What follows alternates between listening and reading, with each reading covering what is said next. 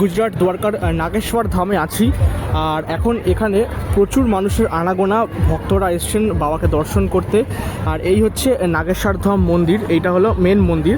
মন্দিরের ওপরে কিন্তু বিশাল বড় একটা ধ্বজা উঠছে। আর মন্দিরটা কিন্তু শিব ঠাকুরের মন্দির, তোমরা নাম শুনেই বুঝতে পারছো।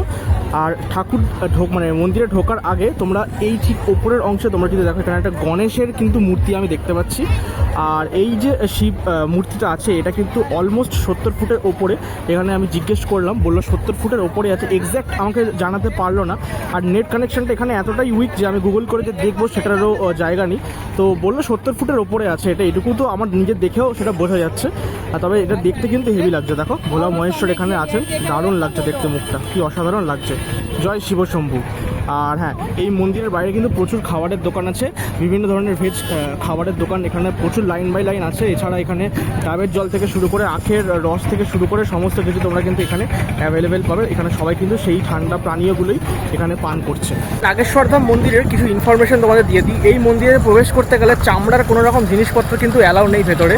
এছাড়া তোমরা মোবাইল কিন্তু অ্যালাউ আছে ভেতরে ডেফিনেটলি, কিন্তু ফটোগ্রাফি কিন্তু ভেতরে অ্যালাউ নেই। তো সেই কারণে আমি আর নতুন করে ঢুকলাম না এই মন্দিরে, বাইরে থেকেই তোমাদেরকে নাগেশ্বর ধামটা দেখিয়ে দিলাম। শিবলিঙ্গটা কিন্তু বিশাল বড়, মানে হিউজ। তো হ্যাঁ, অবশ্যই আমাদের কলকাতার দুর্গাপুজো এই ধরনের বিশাল বড় বড় মূর্তি আমরা দেখি, তো সেখানে আমাদের খুব একটা অবাক লাগছে না। বাট হ্যাঁ, অ্যাকচুয়ালি কিন্তু জায়গাটা বেশ জমজমাট। আর অবশ্যই তোমরা যদি চাও এখানে আসতে পারো, এগুলো জমা রেখে বা যে কোনো পরিচিত গাড়ি থাকে যেখানে করে তোমরা ট্রাভেল করছো সেখানে রেখে তোমরা কিন্তু ভেতরে প্রবেশ করতে পারো। আর অবশ্যই আরেকটা কথা বলে দিই, এখানে আসলে তোমরা অবশ্যই ডাবের জল, আখের রস এগুলো কিন্তু খেতে পারো, কারণ বেশ ভালো গরম আছে এই মুহূর্তে গুজরাটে।